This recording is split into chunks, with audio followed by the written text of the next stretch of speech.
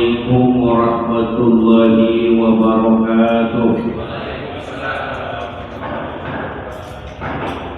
Alhamdulillahi rabbil alamin wal 'aqibatu lil muttaqin wa la udwana illa 'alal zalimin. Asyhadu an la ilaha illallah wa asyhadu anna Muhammadar Rasulullah, amma ba'du.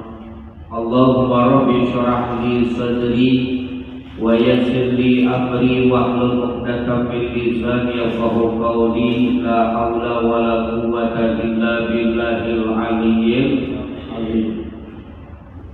Ibu bapak hadirin kaum muslimin jamaah rahimakumullah, bil khusus ketua DKM beserta jajarannya Masjid At-Taqwa PT Kumanek yang saya hormati dan Allah muliakan. Pertama tentunya kita panjatkan puja kepada Allah Azza wa Jalla, puji kepada Ilahi Rabbi, syukur kepada Allah Rabbul Ghafur, karena alhamdulillah dengan izin Allah kita semua bisa berkumpul bersama, bermuajahah, bermusafahah, bermukalamah di tempat yang mulia.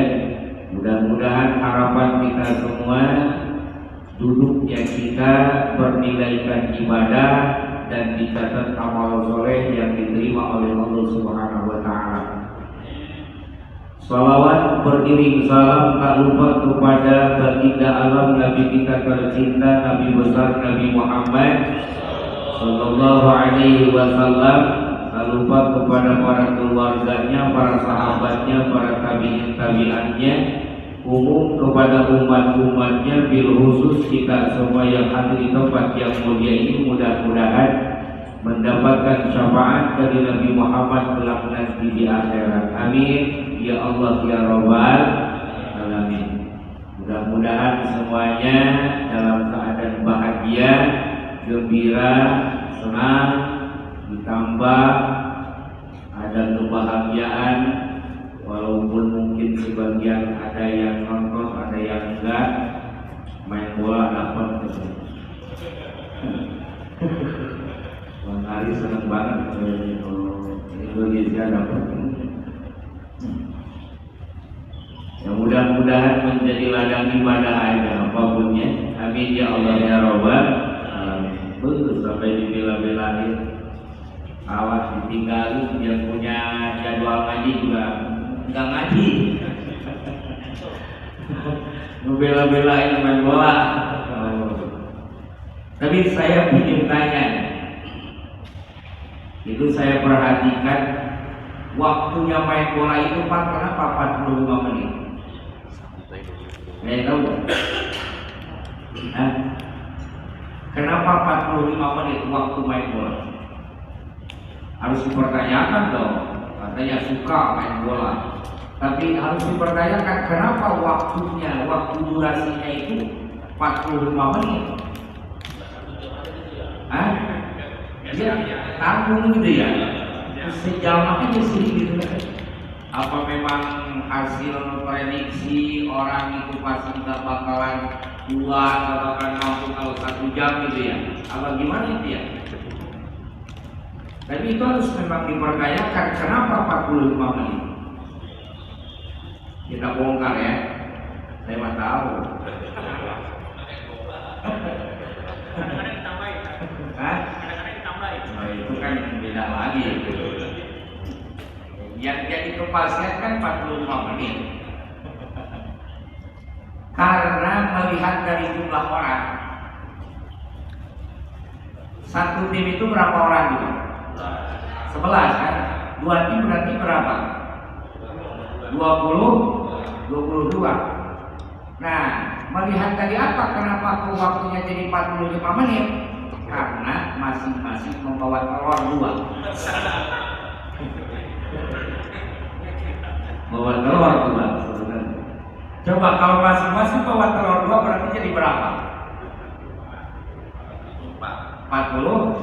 Ditambah bola dari wasit. Jadi berapa? 45. Kan itu wasit juga bawa, kan wasit mah gak ikut main. Bener ya?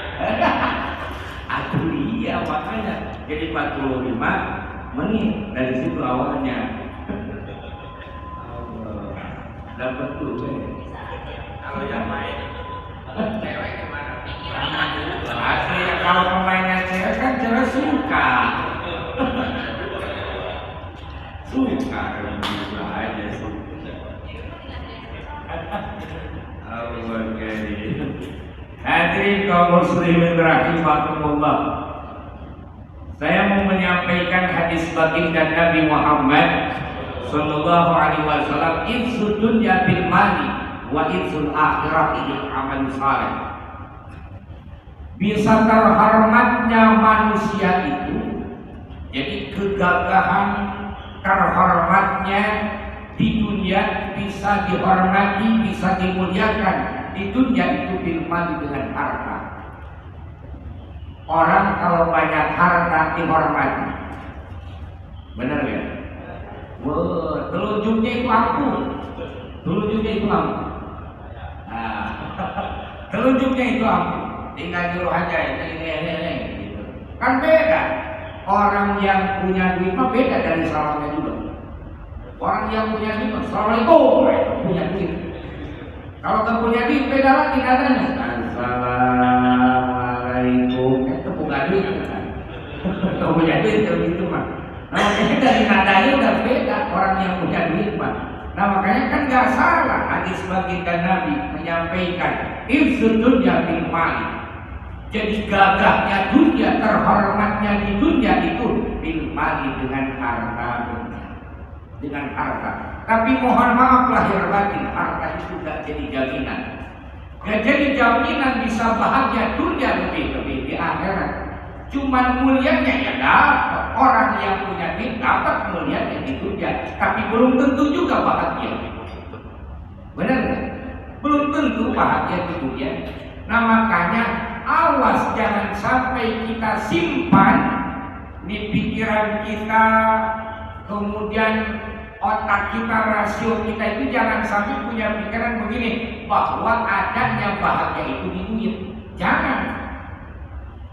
Karena tidak sedikit orang yang menyangka dalam 3 hal nih.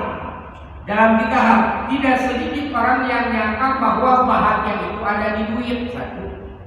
Yang kedua, tidak sedikit orang yang menyangka bahwa bahagia itu ada di ilmu. 2.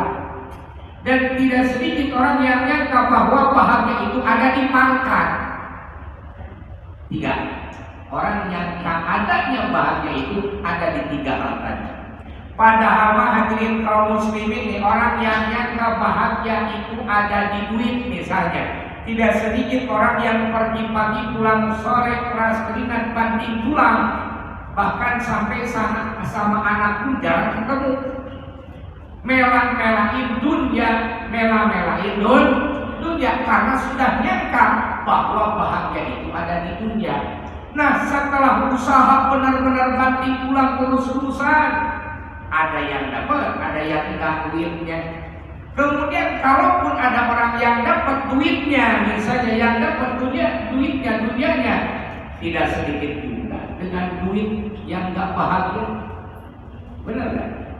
Banyak duitnya tapi bahagia enggak. Berarti apa fungsinya kalau begitu? Apa artinya kita banyak harta kalau tidak bahagia? Ibarat contoh seperti bapak, keinginan mah gede, ingin nikah sama artis Bollywood, ingin nikah sama artis yang cantik luar biasa. Pas begitu nikah, itunya gak hidup. Buat apa cuma? Buat apa begitu? Apa artinya coba? Benar gak, Pak? Gak ada fungsinya. Kita beli radio, buat apa kalau kuping budak mah? Begitu. Buat apa beli TV kalau kita buta? Gak ada fungsinya. Nah, makanya hadirin kaum muslimin, awas jangan punya sangkaan bahwa bahagia itu bukan di dunia. Kemudian yang kedua nih, bahagia itu orang tidak sedikit yang nyangka bahagia itu ada di ilmu. Makanya tidak sedikit ada orang tua yang benar-benar ngebelain anaknya supaya sekolah tinggi, berani ngejual kebun, berani ngejual sawah, berani ngejual rumah, jual kebun segala rupa dijual, ngebela-belain anaknya supaya sekolah tinggi. Pas begitu nyampe sekolahnya tinggi, benar-benar sekolah tinggi, detailnya luar biasa sampai panjang semeter mana tuh detailnya. Panjang. Ada yang berhasil, alhamdulillah ilmunya tinggi, tapi mohon maaf tidak sedikit orang yang pangkatnya tinggi tapi nganggur. Benar ya? Berarti bahagia itu bukan di ilmu, bukan. Tidak sedikit yang nganggur. Mohon maaf. Kemudian juga ada yang nyangka bahwa bahagia itu ada di pangkat, sikut kiri sikut kanan. Oh, saudara jadi musuh, musuh jadi saudara, ribut terus-terusan ngebelain supaya dapat pangkat. Ya alhamdulillah setelah tercapai pangkatnya, hebat, tinggi pangkatnya, tapi tinggi juga keributannya, tinggi juga keributannya, tinggi juga pusingnya. Berarti di mana pusingnya nggak ada bahagia. Nah makanya harus dirubah bahwa bahagia itu bukan di duit, bahagia itu bukan di pangkat, bahagia itu bukan di ilmu. Setiap manusia Allah kasih susah dan senang. Sedangkan ilmu tidak Allah kasih untuk semuanya. Duit tidak Allah kasih untuk semuanya. Pangkat pun tidak kasih Allah untuk semuanya. Tapi kalau susah senang Allah kasih untuk semuanya. Nah makanya kembali lagi hadirin kaum muslimin rahimakumullah, kembali lagi bahwasanya ingat Allah sudah, ingat Allah aja udah. Allah dan Rasulnya selalu diingat sama kita dimanapun kita, dalam kondisi apapun selalu ingat kepada Allah Subhanahu wa Ta'ala, selalu bersyukur kepada Allah Subhanahu wa Ta'ala. Mau banyak mau sedikit yang datang kepada kita, jangan dilihat harta yang datangnya, jangan dilihat keuntungan yang datangnya, tapi kita harus sadar, harus lihat siapa yang sudah memberikan kepada kita. Allah Subhanahu. Bukankah saya pernah sampaikan hadirin kaum muslimin, kalau kita lagi duduk di rumah diam aja, tiba-tiba ada presiden datang ngasih duit 10.000 kecil apa gede? Kecil 10.000 itu, tapi bakal jadi ngomong, bakal jadi buah bibir. Oh tadi ada presiden datang ke rumah gua, terus ngapain kasih duit berapa? 10.000. CRT, warga RW sekelurahan pas bakal jadi buah bibir, gua dikasih duit sama presiden, padahal 10.000 doang. Bangganya luar biasa. Nah sekarang kan yang memberikan milik dan rezeki kepada kita ini siapa?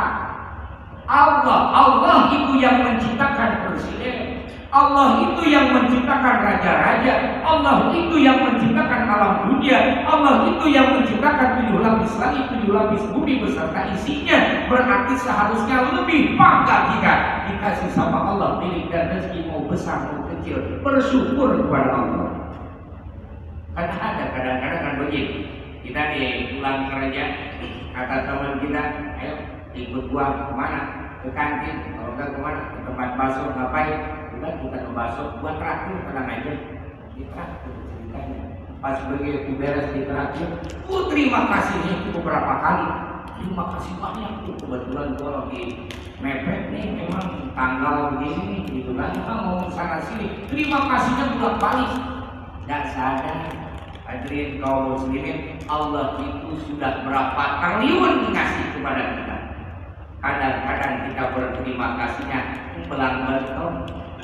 Apa buktinya? Itu giliran datang sholat jam 5 waktu juga kadang-kadang kita malas ngerayak kayak keong mau juga. Kayak malas itu, padahal tanda bukti terima kasih kita kepada Allah. Benar. Allah jadi Masya Allah. Makanya di situ tuh kita harus sadar, robah makanya panas kembali lagi hadirin kaum muslimin, insud dunya bil mali, gagahnya di dunia, terhormatnya di dunia dengan harta. Tapi harta kembali lagi tidak jadi jaminan bakal bahagia dunia lebih-lebih di akhirat, karena harta itu Allah nyimpannya. Kebahagiaan bukan di harta, bukan di pangkat, bukan di ilmu. Semua manusia pasti bakal merasakan yang namanya susah dan senang. Dua doang orang itu. Mau orang itu pangkatnya setinggi apapun, hartanya sebanyak apapun, tetap dikasih. Susah senang mah dikasih. Cuman paling sangkaan doang, paling nyangka doang. Sebenarnya hadirin kaum muslimin, orang kaya, mobil banyak, rumahnya mewah misalnya, anak-anaknya cantik-cantik, ganteng-ganteng. Kadang-kadang hati kita ngomong, kelihatannya bahagia ya kayak gini. Padahal coba kalau kita tahu dalamannya, ribut mulu tuh di dalam. Riuh, mobil satu belum datang nggak bisa tidur. Usaha ini misalnya ada yang bangkrut nggak bisa tidur, enakan kita makan juga kita apa aja masuk, pais pajak juga masuk juga. Aduh iya, mau apa aja masuk kita hadirin kaum muslimin. Coba orang kaya makannya ditaker, nggak boleh banyak-banyak. Nah kita mah kapan aja bisa makan. Nah kalau begitu coba enakan kita hadirin kaum muslimin. Sebenarnya di dunia itu tidak ada yang kaya, tidak ada yang miskin. Sebenarnya sama. Samanya bagaimana? Coba aja kita datang ke warung Padang misalnya, terus orang kaya datang juga ke warung Padang. Pas begitu diperhatikan ternyata belinya sama. Rendang juga sama, satu bungkus lagi sama. Berarti sama dong kalau begitu.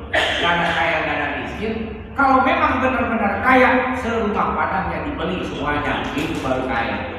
Kalau masih sama mah, seporsi-porsi itu sama aja berarti. Apa bedanya coba? Yang dimakan memang itu juga.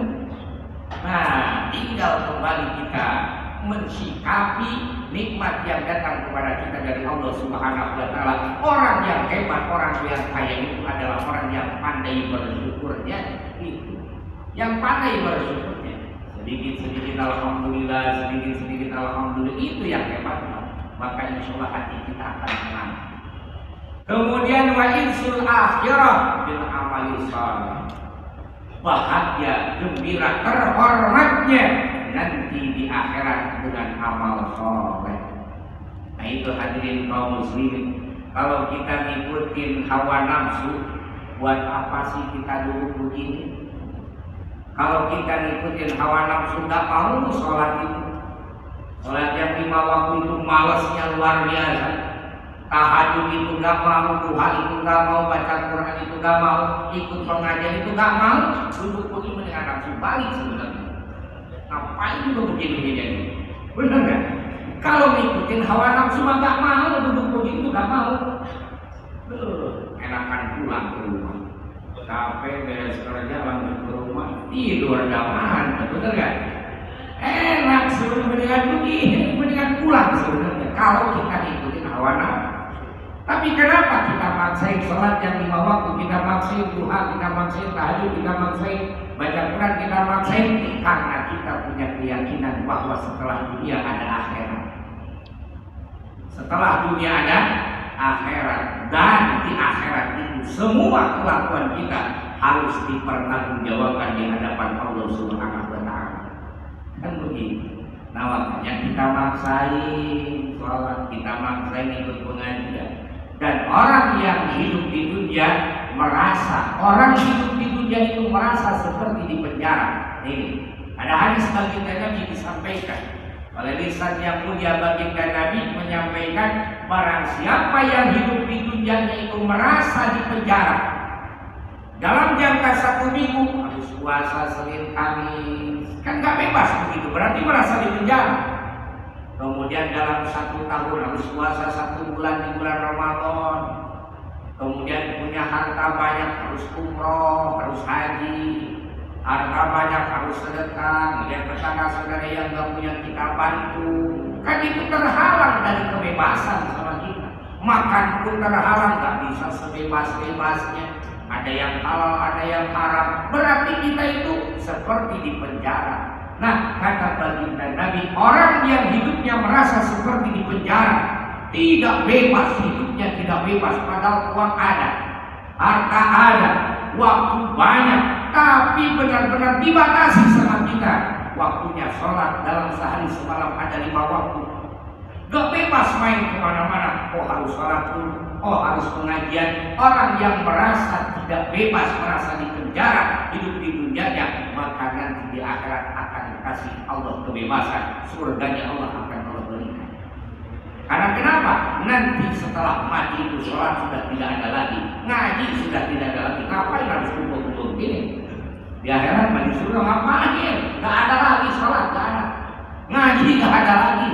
Makanya banting tulang kita bagaimana caranya supaya bisa melaksanakan ibadah sholat ngaji di dunia, karena nanti itu bebas sebebas-bebasnya. Nggak usah kita wiridan-wiridan, nggak usah kita doa-doa, udah bebas nanti. Nah, ini tuh perjuangan kita hadirin kaum muslimin, bagaimana caranya supaya kita mendapatkan kebebasan nanti di akhirat, yaitu di surganya Allah Subhanahu. Sebaliknya kata baginda Nabi, barang siapa yang di dunianya itu merasa bebas, waktu bebas ngapain aja, bebas pokoknya. Kelakuan, pekerjaan mau apa aja bebas, makanan bebas, mau yang halal mau yang haram, ayo dihantam semuanya, bebas. Orang yang bebas, waktunya bebas, makanya bebas segala-galanya, maka hati-hati kata baginda Nabi, dan di akhiratnya akan seperti di penjara. Sebaliknya akan seperti di penjara nantinya. Nah, makanya hadirin kaum muslimin, kembali lagi, insud dunya bil mali wa insud akhirah bil amali saleh. Jadi terhormatnya, bahagianya, mulianya di dunia itu dengan banyak harta, tapi bahagianya, terhormatnya di akhirat dengan amal soleh. Harapan mudah-mudahan semuanya kita hidup di dunia ini mudah-mudahan mulia di hadapan Allah, dunia lebih-lebih di akhirat. Amin ya Allah ya Rabbal alamin. Kemudian hadirin kaum muslimin, yang harus kita jaga itu memang agama memerintahkan, jangan sampai kita suka melihat orang dari masa lalunya. Kadang-kadang kita itu suka melihat orang dari masa lalunya, padahal dia itu sudah mau masuk ke masjid, sudah mau ikut pengajian, sudah mau ikut ziarah ke sana ke sini. Kita mah kadang-kadang suka ngelihatnya masa lalunya. Allah, dia ikut ngaji, ikut sholat, dulu mah dia mabuk, dulu mah dia judi. Jangan suka melihat masa lalunya. Karena kenapa? Setiap orang baik pasti punya masa lalu. Setiap orang jahat pasti punya masa depan. Maka oleh karenanya setiap manusia pasti punya harapan, ingin hidupnya jauh lebih baik, ingin hidupnya jauh lebih bermanfaat. Maka oleh karenanya jangan suka melihat manusia dari masa lalunya. Kita perhatikan Sayyidina Umar bin Khattab. Sayyidina Umar bin Khattab hampir membunuh baginda Nabi, tapi kuburannya bisa di samping baginda Nabi Muhammad Sallallahu Alaihi Wasallam. Padahal dulunya, masa lalunya kelam, masa lalunya hitam, tapi kok bisa berdampingan kuburannya dengan baginda Nabi Muhammad? Artinya apa? Jangan suka melihat masa lalu terhadap orang itu. Bunga teratai akan selalu indah dan cantik walaupun tumbuhnya di atas air yang kotor. Itu hadirin kaum muslimin, lumayan buat status. Lumayan. Bunga teratai akan selalu terlihat cantik dan indah walaupun tumbuhnya di atas air yang kotor. Makanya jangan suka melihat orang dari masa lalunya. Hadirin kaum muslimin rahimahullah, kan kita mah kadang-kadang ada orang yang jarang pengajian, jarang ikut pengajian, jauh dari ulama, jauh dari kiai, jauh dari masjid, jauh dari mushola. Itu baru masuk apa mau insaf ceritanya, mau benar ceritanya, masuk ke masjid. Kan ada aja yang ngomong tumben. Udah mah males gak itu, digituin aku jadi iya, jadi gak jadi ke masjidnya. Balik lagi lah Tuhan katakan begitu jadinya. Nah makanya hadirin kaum muslim jangan suka begitu, udah doain, seharusnya didoain, begitu didoain. Kadang-kadang aduh kayak hujan nih dia datang mah. Ada aja ngomongnya. Itu kita tuh kadang-kadang begitu hadirin kaum muslim, jangan suka melihat orang dari masa Nah, makanya hadirin kaum muslimin, ketika kita, ini adalah ibadah setahun lumayan. Di saat orang itu mencari kesalahan orang lain, di saat kita mencari kekurangan orang lain, disitulah berarti kita mendohirkan kerusakan hati kita. Coba perhatikan bahasa ini. Di saat kita mencari kesalahan orang lain, di saat kita mencari kekurangan orang lain, berarti disitulah kita mendohirkan keburukan hati kita. Karena kenapa? Gak boleh kita mencari kesalahan orang lain. Kan kita mah keponya itu paling tinggi kita itu. Sifat keponya itu paling tinggi. Pingin tahu masalah orang, pingin tahu dosa orang, pingin tahu kesalahan orang. Nah sekarang saya pertanyakan, kalau sudah tahu masalah orang, dosa orang, kesalahan orang, urusan orang, apakah mau dibikin status? Kan begitu pertanyaannya. Apa mau dibilangin lagi ke orang? Berarti dosanya double dong kalau begitu. Udah banyak kesalahan orang lain, dibikin status. Kalau nggak diomongin lagi ke orang lain, kan begitu kita ini. Nah makanya hadirin kaum muslimin, ketika kita mencari kesalahan orang lain, kekurangan orang lain, berarti di situ kita mendohirkan keburukan hati kita. Yang seharusnya bagaimana? Kata baginda Nabi, tuba, bahasanya kata baginda Nabi, tuba, bahagia. Bahagia sekali orang yang sibuk mencari kesalahan dirinya sendiri, sehingga tidak ada waktu untuk mencari kesalahan orang lain. Introspeksi diri, kembali lagi hadirin kaum muslimin. Nah makanya kan di situ Islam mengajarkan kepada kita harus bisa menjaga perasaan orang. Orang yang bijak itu hadirin kaum muslimin, sebelum dia marah mikir dulu, gimana kalau gua yang dimarahin sakit apa enggak?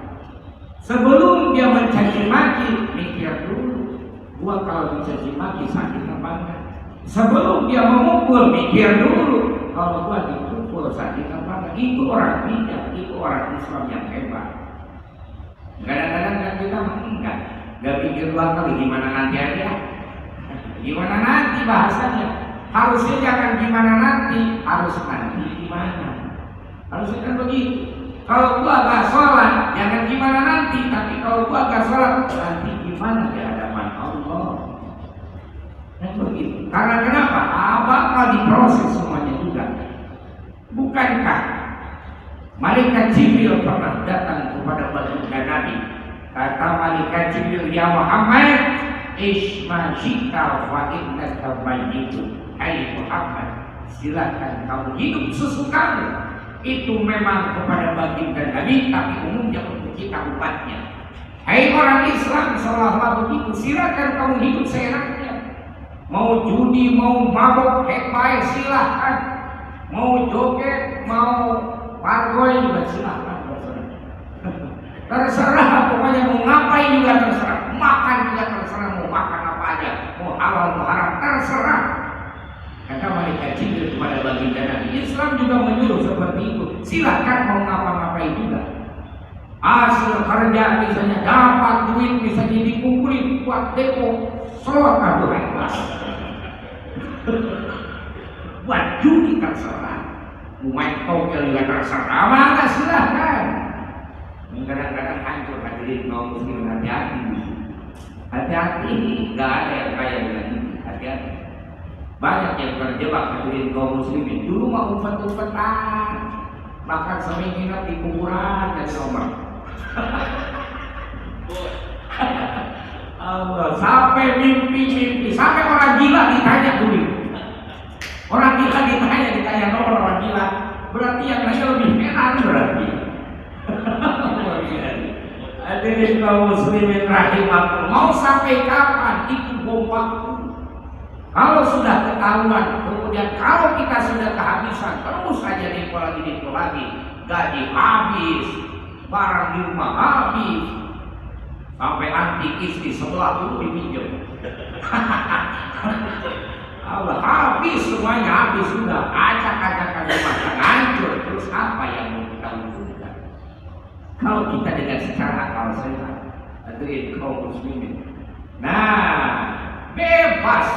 Islam itu mempersilahkan hidup, tapi ingat kata Islam, wajib dan kaum mayitun, itu ingat begitu. Ingat kamu itu bakal mati, dan mati itu bukanlah penutup masalah, tapi mati itu adalah pembuka masalah. Semua kelakuan kita bakal dipertanggungjawabkan di hadapan Allah Subhanahu. Wa'mal masyita fa innaka mufarraqah. Kemudian kata baginda Nabi Muhammad di dalam hadis sabda Nabi Muhammad sallallahu alaihi wasallam, silahkan kamu beramal. Fa innaka majzi'u, mohon maaf, fa innaka majzi'u. Silakan kamu beramal, kata baginda Nabi, kata agama Islam memerintahkan seperti itu. Silakan kamu bekerja, silakan kamu beramal apa saja terserah. Mau ngapain aja terserah, mau jadi apapun terserah, mau dagang, mau kerja, mau usaha, mau apa saja terserah. Tapi ingat, kata baginda Nabi, kata Sayyidina malaikat Jibril kepada baginda Nabi, itu semua akan dibalas nantinya di hadapan Allah Subhanahu. Sekecil apapun kelakuan kita, sekecil apapun perbuatan kita, ada balasannya. Makanya kan sudah ketahuan hadirin kaum muslimin, jangan nanti di akhirat, jangan nanti di dalam kubur, di dunia aja sudah ketahuan. Orang kalau kelakuannya kebanyakan makan manis, hati-hati, nantinya diabetes. Begitu. Udah ketahuan di dunia juga, kan itu harus dibaca sama kita, harus dibaca. Kalau keseringan makan garam, hati-hati nantinya darah tinggi. Begitu. Sudah ketahuan di dunia, dan itu harus kita baca hadirin kaum muslimin. Semuanya juga ada balasannya. Jangan dulu di akhirat, tapi di dunia aja kita. Yang namanya manusia, kita ini kan alam. Kullu masyillahi fahuwa alam.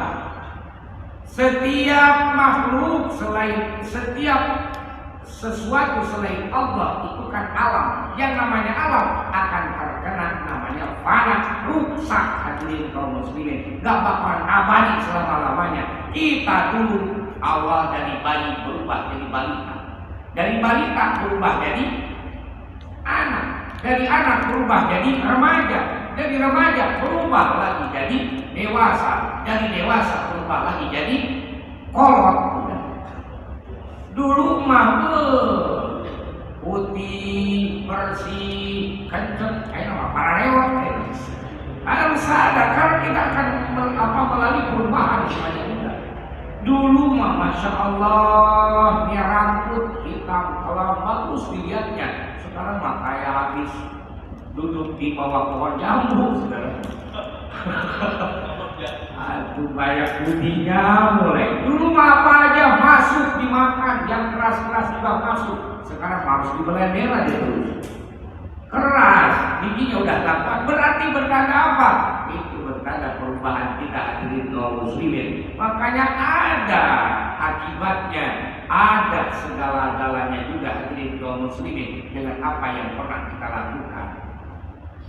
Dan kemudian waktu masyita, kata malaikat Jibril kepada baginda Nabi, umumnya untuk kita siapa?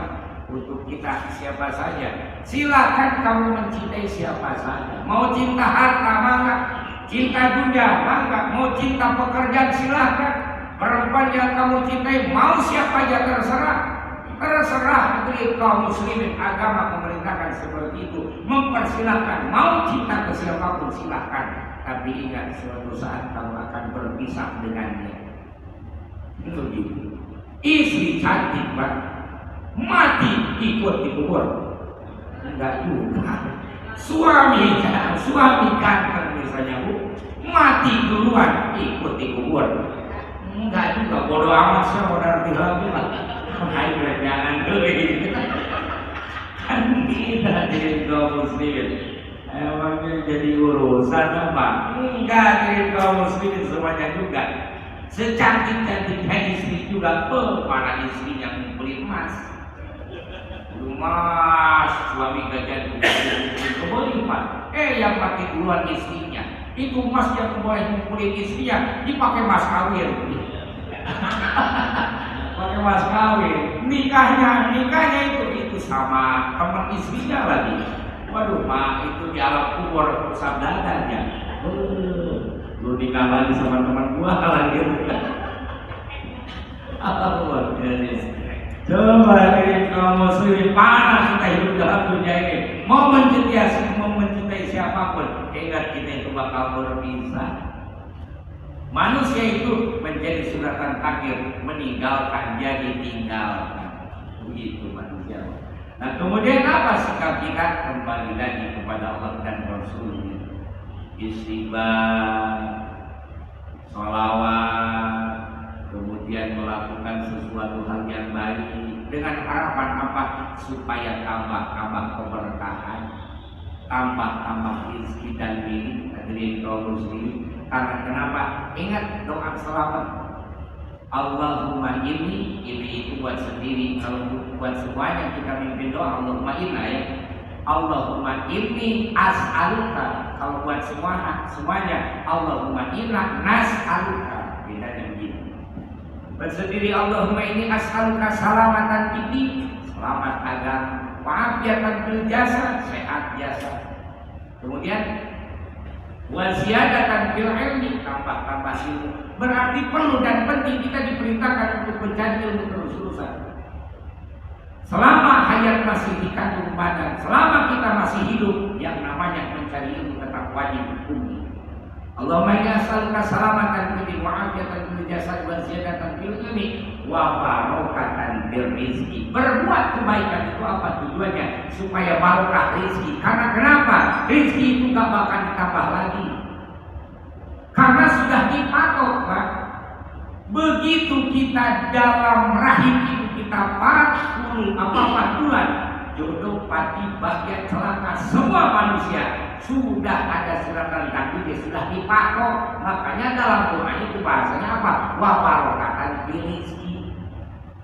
Berkah. Itu awalnya sedikit jadi banyak, itu berkah. Karena orang yang berkah itu hadirin kaum muslimin, orang yang berkah disertai dengan ibadah sama Allah, mau banyak mau sedikit tetap aja bersyukur, tetap aja bahagia. Nah orang yang miskin walaupun banyak hartanya, hatinya tetap fakir aja. Mungkin. Makanya kita itu yang diharapkan sama Allah itu kaya hati. Ya syukur-syukur kaya harta juga. Begitu. Kemudian dengan apa? Doa. Karena kenapa? Doa itu silahul mukminin. Senjatanya orang mukmin itu adalah doa. Kemudian kata baginda Nabi, la yarudul qadha illa bidu'a. Tidak ada yang bisa merubah takdir kecuali dengan doa. Doa aja udah. Banyak doa. Insya Allah kalau kita sering doa, awal akhir kita bakal dijawab sama Allah. Karena doa itu bisa terus menerus, bahkan bisa mewarisi anak kita. Kita misalnya belum menikah, atau doa Rabbana hab lana min azwajina berjalan terus walaupun belum punya istri.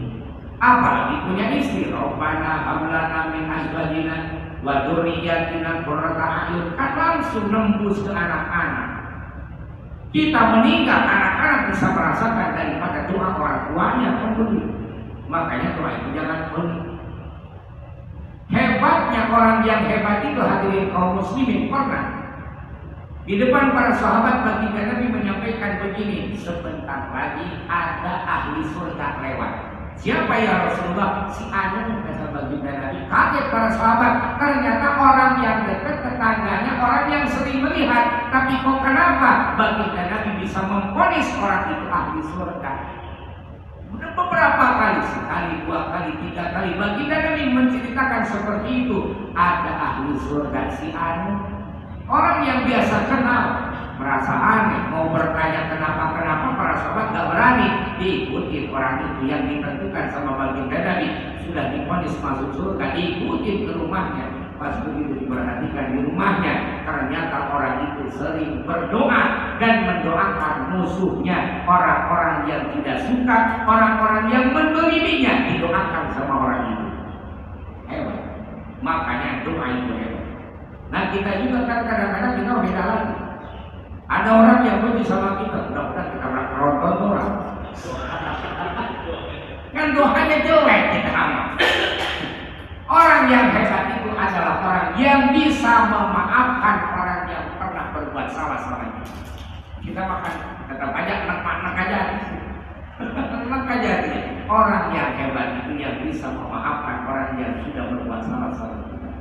Tidak sedikit orang yang punya pertanyaan seperti ini, Pak Ustadz, ada tetangga saya waktu pinjam utang sampai nangis-nangis, sampai nginep di rumah. Pas begitu giliran saya kasih duit, ini saya nagihnya kayak saya mau minta-minta aja.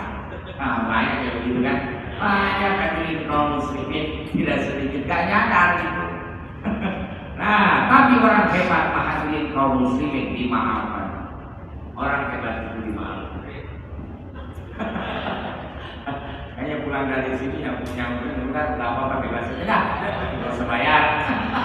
Berapa? Ingatin harus diingatin.